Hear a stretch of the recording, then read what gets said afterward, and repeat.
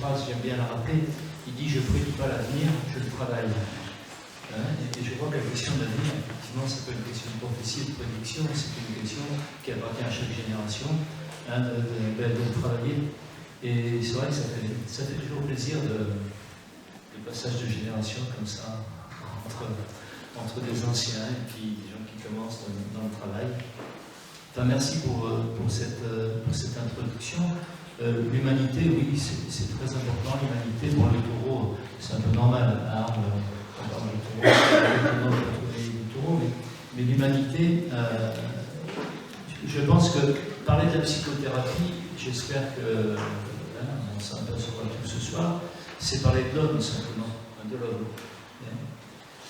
Alors, l'homme, d'abord, j'ai présenté moi l'homme que je suis, parce que c'est toujours un petit peu la moindre des choses quand on parle de gens comme ça qui ne se connaissent pas, de se présenter. Donc, je m'appelle Joseph Mornay. J'ai commencé ma pratique de psychologue il y a plus de 40 ans. Et pour répondre d'ailleurs à un des courriels que vous m'avez adressé, d'ailleurs, j'ai commencé par la philosophie. J'ai fait 2 ans de philosophie avant de faire de la psychologie. J'ai eu la chance de commencer ma pratique de psychothérapeute comme psychothérapeute d'enfants. C'était à Paris, c'était en CMPP et en IMP. Et je pense que c'est bien de commencer sa pratique de psychothérapeute par les enfants, parce que les enfants, ils nous obligent à créer, à inventer au niveau de la relation. Si bien qu'après, quand je me suis trouvé dans la psychiatrie adulte, eh bien, quelque part, avec la psychose, on est dans la même obligation un petit peu de création. À chaque fois, chaque relation, c'est comme s'il y avait quelque chose de nouveau qu'il fallait créer avec les personnes qu'on rencontre. Commencer avec les enfants, c'est très très bien, je trouve, comme début.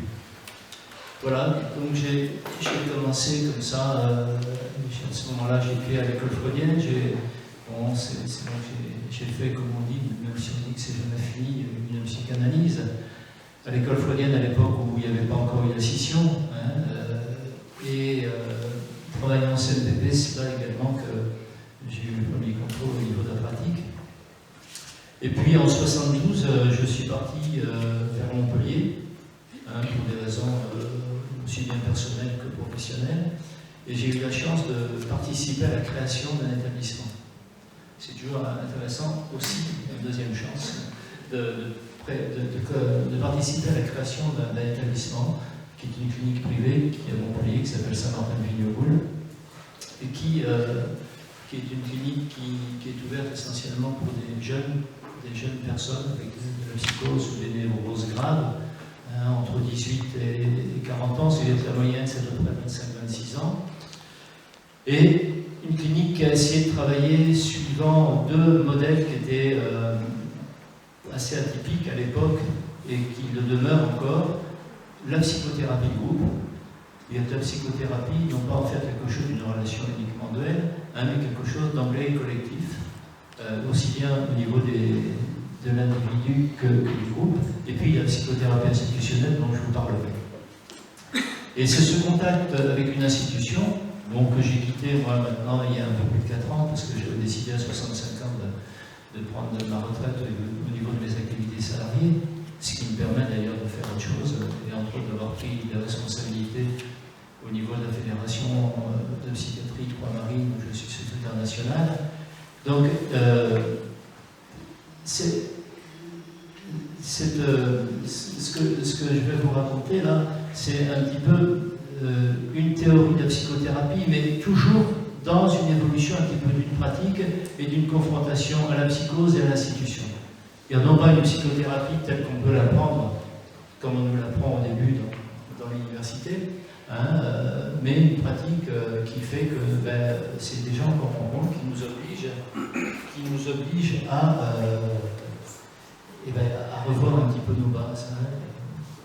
Alors j'avais fait un premier livre qui s'appelait Le corps et la psychose, où je racontais ce cheminement-là, comment la rencontre avec les psychotiques nous avait amené dans l'institution à créer des modes de relations thérapeutiques qui n'étaient pas les modes verbaux habituels. Là, c'était des modes corporels. Ensuite, dans un deuxième ouvrage, j'avais abordé plus précisément la psychothérapie institutionnelle, dont je parlerai en fin d'intervention.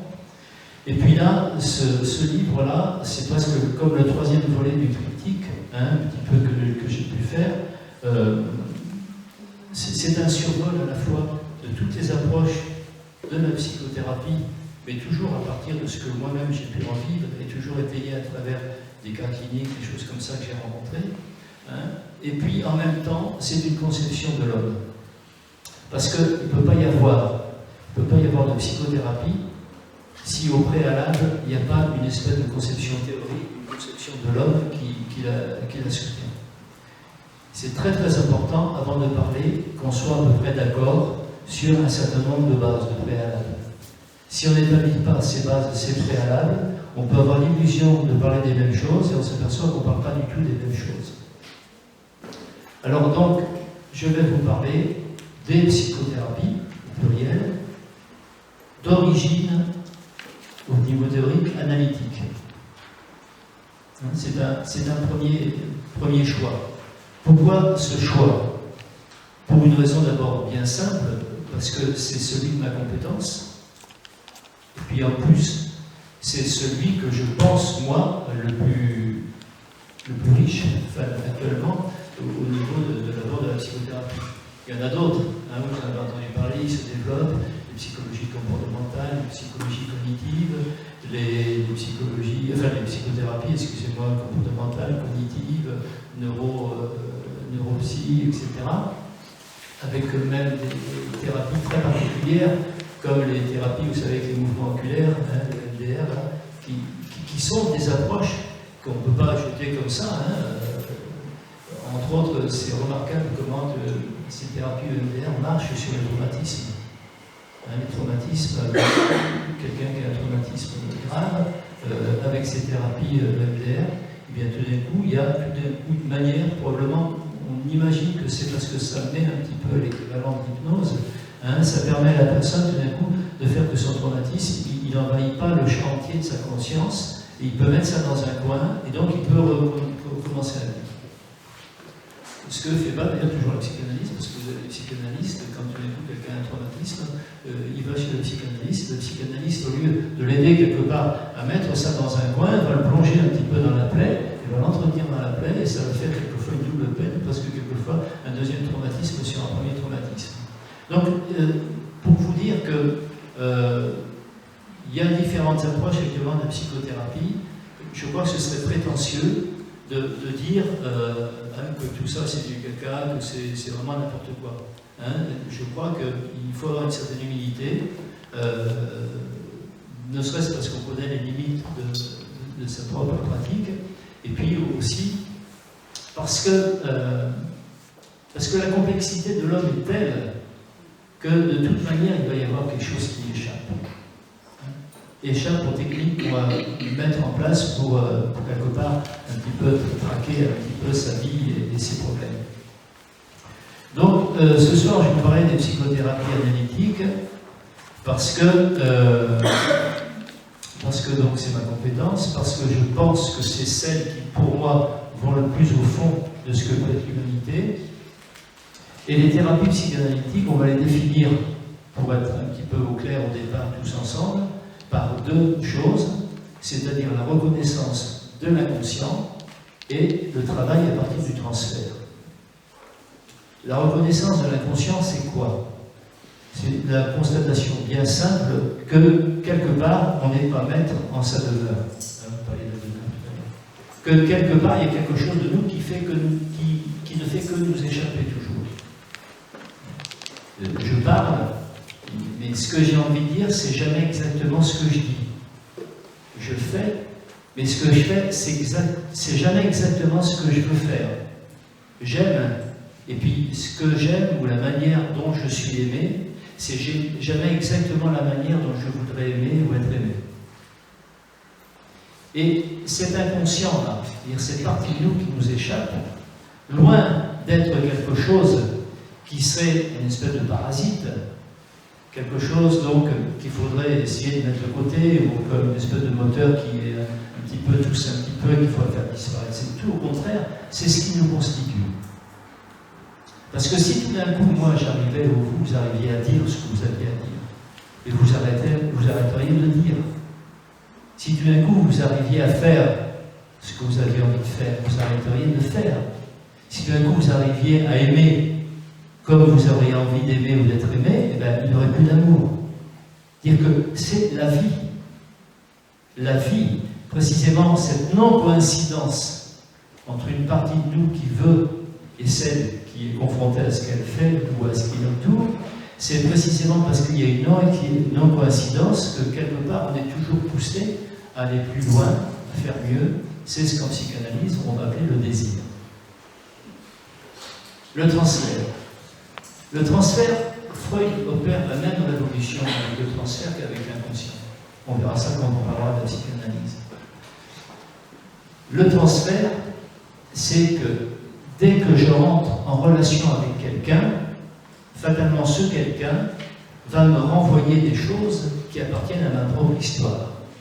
Et lui-même, la personne que j'aurai en face de moi, je vais lui renvoyer des choses de sa propre histoire. On n'est pas de machine. Il y a ce qu'un psychanalyste qui s'appelle François Roustan appelle une influence. Alors c'est vrai pour toute relation humaine, mais c'est encore plus vrai dans la relation psychothérapique. Et alors pendant longtemps, on a pensé que c'était quelque chose qui venait gêner le soin.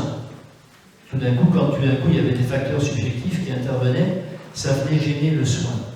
Alors c'est vrai pour la médecine organique. Je me rappelle, cette histoire qu'on m'avait racontée, c'était un obstétricien à Montpellier qui avait fait une césarienne à une de ses amies. Et puis au moment de refermer le ventre, il y a son assistant qui dit « Mais docteur, vous en oubliez un ». Parce que c'est vrai que quelquefois dans le geste chirurgical, introduire de l'humanité ou de l'affectif, ça peut gêner la froideur nécessaire à l'acte et à l'objectivation un petit peu du patient. Nous, dans notre métier, c'est l'inverse. C'est cette subjectivité, en quelque sorte, qui fait la force de notre relation. Et loin que ce soit une gêne, au contraire, c'est ce qui fait le ressort. C'est une rencontre. On verra ça tout à l'heure avec Freud, la découverte de la psychanalyse. Donc, voilà pour ce qu'il en est de ce que j'entends moi par psychanalyse. La reconnaissance de l'inconscient et le travail à partir du transfert. On voit bien qu'effectivement, c'est là que ça peut poser problème du côté des thérapies que je vous ai racontées tout à l'heure. Comportemental, cognitif ou autre, il est évident que beaucoup nient l'inconscient. Ça peut poser problème. Beaucoup essayent d'établir des protocoles qui vont quelque part tellement objectiver la relation qu'elle va être complètement déshumanisée. Ou bien, il n'y a pas de substrat, on pourrait dire, ontologique, c'est-à-dire une espèce de conception de l'homme qui vient les soutenir, et s'il n'y a pas cette conception ontologique, eh bien, on est uniquement au niveau de technique, on pourrait presque dire, de soins, de rééducation, de réadaptation. Donc, l'autre partie par laquelle on va commencer, une fois définies ces deux choses, inconscient et transfert, c'est quelle théorie va soutenir tout ce dont on va parler ce soir. C'est une théorie, on pourrait dire, du développement de la personne. Comment est-ce que le petit humain devient humain? Comment ça commence? Parce que c'est là que va se forger quelque part le psychisme, et donc c'est en essayant de réfléchir à ça qu'on va pouvoir un petit peu mieux comprendre ce qui va se passer quand tout d'un coup, 2 ans, 3 ans, 10 ans, 20 ans, 30 ans, 40 ans après la naissance, il va y avoir quelque chose qui va un peu dérailler ou mal aller. Alors pour cette partie-là, cette partie première, on va repartir de cette notion de désir. On pourrait dire que ce qui spécifie l'homme, c'est qu'il n'y a aucun homme qui peut venir au monde s'il n'est pas porté par un désir. Contrairement, on pourrait presque dire, aux animaux, l'homme, c'est certain que s'il n'y a pas de désir qui le porte, il ne peut pas être reporté au monde. Il y a une expérience qui a été faite par les Américains il y a déjà assez longtemps, qui montrait comme ça, ils mettaient des singes nouveau-nés qui avaient été séparés de leur mère. Et alors ils mettaient de ces singes nouveau-nés avec des mamans filles de fer, et d'autres avec des mamans qui étaient peluches. Eh bien, les petits chimpanzés avec une maman fille de fer refusaient de se nourrir et refusaient même de dormir, donc ils mouraient. Par contre, avec une maman peluche, ils acceptaient de se nourrir, ils acceptaient de dormir. C'est pas sûr qu'avec des humains, ce soit suffisant. Il faut que la présence soit un peu plus que de la peluche. Alors, où ça commence la vie de chacun? Ben, ça commence bien avant la naissance. On pourrait même dire bien avant la conception. Ça commence là où commence un petit peu la vie de nos géniteurs. Parce que cet être humain qui va venir au monde et qui est porté par des désirs, est porté d'abord par des désirs de ses géniteurs. Des désirs qui vont d'abord être un petit peu individuels.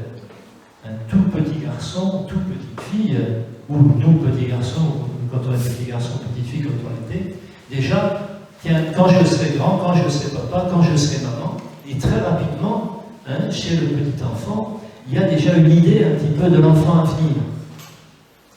Donc, chaque être humain a déjà dans sa tête, très tôt, une espèce d'image de l'être dont il pourrait être père ou mère.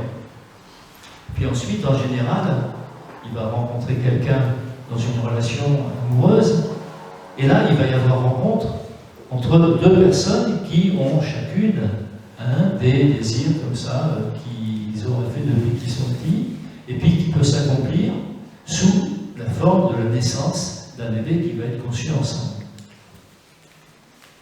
Alors, vous allez me dire, mais c'est pas toujours le cas. C'est vrai.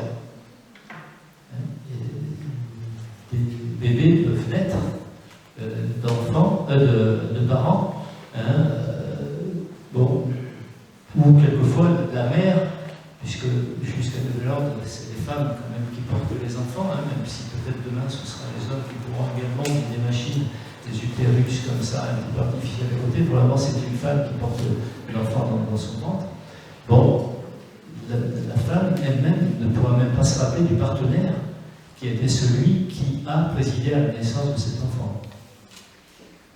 Mais on peut se dire que si l'enfant arrive à vivre, ça veut dire que quelque part, il a été suffisamment soutenu par le désir de cette femme-là.